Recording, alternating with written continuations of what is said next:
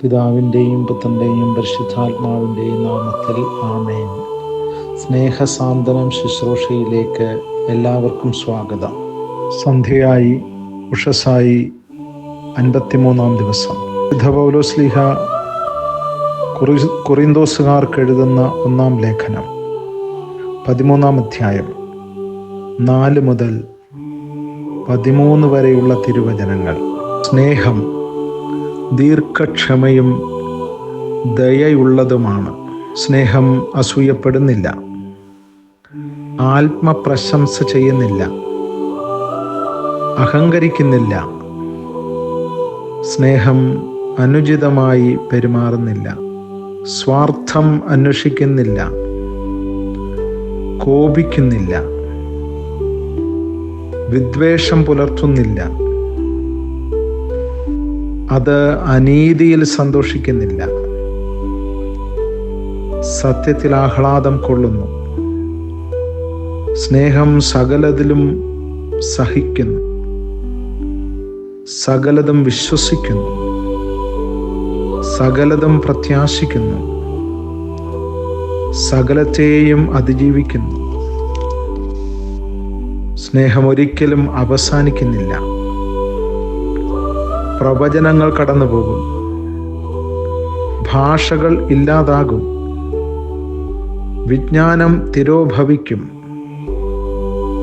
നമ്മുടെ അറിവും പ്രവചനവും അപൂർണമാണ്. പൂർണമായവ ഉദിക്കുമ്പോൾ അപൂർണമായവ അസ്തമിക്കുന്നു. ഞാൻ ശിശുവായിരുന്നപ്പോൾ ശിശുവിനെ പോലെ സംസാരിച്ചു, ശിശുവിനെ പോലെ ചിന്തിച്ചു, ശിശുവിനെ പോലെ യുക്തിവിചാരം നടത്തി. എന്നാൽ പ്രായപൂർത്തി വന്നപ്പോൾ ശിശുസഹജമായവ ഞാൻ കൈവെടിഞ്ഞു. ഇപ്പോൾ കണ്ണാടിയിലൂടെ അവ്യക്തമായി കാണുന്നു, അപ്പോഴാകട്ടെ മുഖാഭിമുഖം ദർശിക്കും. ഇപ്പോൾ ഞാൻ ഭാഗികമായി അറിയുന്നു, അപ്പോഴാകട്ടെ ദൈവം എന്നെ പൂർണ്ണമായി അറിയുന്നത് പോലെ ഞാനും പൂർണ്ണമായി അറിയും. വിശ്വാസം, പ്രത്യാശ, സ്നേഹം, ഇവ മൂന്നും നിലനിൽക്കുന്നു. എന്നാൽ സ്നേഹമാണ് സർവോത്കൃഷ്ടം. കർത്താവിൻ്റെ വചനം. ദൈവത്തിന് നന്ദി. സ്നേഹിതരെ, സ്നേഹത്തിൻ്റെ 16 സവിശേഷതകൾ പൗലോസ് അപ്പോസ്തലൻ നമ്മെ പഠിപ്പിക്കുന്ന തിരുവചന ഭാഗമാണ് നമ്മൾ വായിച്ച് കേട്ടത്. ദൈവത്തിൻ്റെ സ്നേഹം ശാശ്വതവും ആ സ്നേഹം എന്നേക്കും നമ്മളിൽ നിലനിൽക്കുന്നതുമാണെന്ന് പൗലോസ്ലീഹ നമ്മെ ഓർമ്മപ്പെടുത്തുന്നു. വിശ്വാസം, പ്രത്യാശ, സ്നേഹം എന്നീ ദൈവീക പുണ്യങ്ങൾ സർവോത്കൃഷ്ടമായി നിൽക്കുന്നത് സ്നേഹമാണെന്ന് അവിടുന്ന് നമ്മെ പഠിപ്പിക്കുന്നു. ദൈവത്തിൻ്റെ സ്നേഹം ഒരിക്കലും വർണ്ണിച്ചു തീർക്കാനാവില്ല, എഴുതി തീർക്കാനാവില്ല. അവർണ്ണനീയമായ സ്നേഹമാണ് ദൈവത്തിൻ്റെ സ്നേഹം. ആ സ്നേഹം അനുഭവിക്കാൻ അനുഗ്രഹിക്കപ്പെട്ടവരാണ് നമ്മൾ ഓരോരുത്തരും. ദൈവത്തിൻ്റെ സ്നേഹം കലർപ്പില്ലാത്ത സ്നേഹമാണ്. ആ ദൈവസ്നേഹം നമ്മുടെ മുഖമുദ്രയാകണമെന്ന് ക്രിസ്തു നമ്മെ പഠിപ്പിക്കുകയാണ്. ക്രിസ്തുവിൻ്റെ സ്നേഹം നമ്മളിൽ നിറയുമ്പോൾ നാം ക്രിസ്തുവിനെ പോലെ രൂപാന്തരപ്പെടുന്നു. ക്രിസ്തുവിൻ്റെ നിത്യമായ സന്തോഷത്തിലേക്ക് നമ്മൾ പ്രവേശിക്കേണ്ടതിന് ഈ സ്നേഹത്തിൻ്റെ പ്രവർത്തികൾ നമ്മളിൽ വെളിപ്പെടണം എന്ന് പൗലോസ് അപ്പസ്തോലൻ നമ്മെ ഓർമ്മപ്പെടുത്തുന്നു. എല്ലാറ്റിനെയും ജയിച്ച് എല്ലാം അതിജീവിച്ച് നിലനിൽക്കുന്ന ഈ സ്നേഹത്തിലേക്ക് നാം പ്രവേശിക്കണം.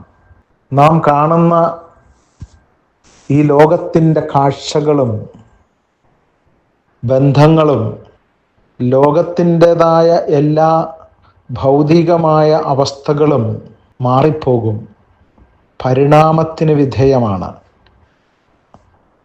എന്നാൽ മാറ്റപ്പെടാത്ത ദൈവത്തിൻ്റെ സ്നേഹത്തിലേക്ക് നാം കടന്നു വരണമെന്ന് പൗലോസ് അപ്പോസ്തലൻ നമ്മെ ഓർമ്മപ്പെടുത്തുകയാണ്. നമ്മുടെ അറിവുകളും അനുഭവങ്ങളും ലോകത്ത് ഭാഗികമാണ്. അവയെല്ലാം പൂർണ്ണമാകണമെങ്കിൽ ഈ സ്നേഹത്തിലേക്ക് നാം കടന്നു വരണം. സ്നേഹം ഒരു വികാരമല്ല, അതൊരു സ്വഭാവമാണ്. വികാരങ്ങൾ തിരോഭവിക്കും, സ്വഭാവമാകട്ടെ നിലനിൽക്കും. അതുകൊണ്ടാണ് ക്രിസ്തുവിന് കുരിശിൽ കിടന്നുകൊണ്ട് പോലും പ്രാർത്ഥിക്കാനാവുന്നത്, പിതാവേ, ഇവരോട് ക്ഷമിക്കണമേ, ഇവർ ചെയ്യുന്നത് എന്തെന്ന് ഇവരറിയുന്നില്ല എന്ന് പ്രാർത്ഥിക്കാൻ ആവുന്നത് സ്നേഹം ക്രിസ്തുവിൽ ഒരു സ്വഭാവമായിരിക്കുന്നത് കൊണ്ടാണ്. എസ്തപ്പാനോസിന് പീഡകൾ ഏൽക്കേണ്ടി വരുമ്പോൾ സ്വർഗത്തിലേക്ക് കണ്ണുകൾ ഉയർത്തിക്കൊണ്ട് ഈ പാപഭാരം ഇവരുടെ മേൽ ചുമത്തരുതേ എന്ന് പ്രാർത്ഥിക്കാനുള്ള കെൽപ്പ് ഉണ്ടാകുന്നത് ക്രിസ്തുവിൻ്റെ സ്നേഹം ഡീക്കൻ എസ്തപ്പാനോസിൽ ഒരു സ്വഭാവമായി രൂപാന്തരപ്പെടുന്നത് കൊണ്ടാണ്. മറിച്ച് സ്നേഹം ഒരു വികാരമായിരുന്നെങ്കിൽ വികാര വേലിയേറ്റങ്ങൾക്കനുസരിച്ച് സ്നേഹത്തിൻ്റെ കുറവ് നിറവുകൾ അനുഭവപ്പെടുമായിരുന്നു. എന്നാൽ ക്രിസ്തുവിലുള്ള സ്നേഹം എല്ലാ പീഡകളെയും അതിജീവിക്കുവാൻ, സുവിശേഷത്തിൻ്റെ സുഗന്ധം പരത്താൻ രക്തസാക്ഷികൾക്കും വിശുദ്ധന്മാർക്കും നമുക്ക് മുൻപേ കടന്നുപോയ പൂർവ്വപിതാക്കന്മാർക്കും കഴിഞ്ഞത് ക്രിസ്തുവിൻ്റെ സ്നേഹം അവരുടെ സ്വഭാവമായിരുന്നത് കൊണ്ടാണ്. ദൈവ സ്വഭാവം മാറ്റിവെച്ച് മനുഷ്യ സ്വഭാവത്തിലേക്ക് അവിടെ നിറങ്ങി വന്നുവെന്ന് വിശുദ്ധ പൗലോസ്ലീഹായിലൂടെ ഫിലിപ്പിയരോട് കർത്താവ് പറയുന്നുണ്ട്. അവിടുന്ന് മനുഷ്യ സ്വഭാവം സ്വീകരിച്ചു. പാപം ഒഴികെ മറ്റെല്ലാറ്റിലും അവൻ മനുഷ്യനായി കാണപ്പെട്ടു. കുരിശുമരണത്തോളം അവൻ അനുസരണയുള്ളവനായി തീർന്നു. ക്രിസ്തുവിൻ്റെ ഈ സമാനതയില്ലാത്ത ഈ സ്വഭാവം അനുകരിക്കാനാണ് ക്രിസ്തു നമ്മളോട് പറയുന്നത്. ഞാൻ നിങ്ങളെ സ്നേഹിച്ചതുപോലെ നിങ്ങൾ പരസ്പരം സ്നേഹിക്കണം, ശത്രുക്കളെ പോലും സ്നേഹിക്കണം, നിങ്ങളെ പീഡിപ്പിക്കുന്നവർക്ക് വേണ്ടി നിങ്ങൾ പ്രാർത്ഥിക്കണം,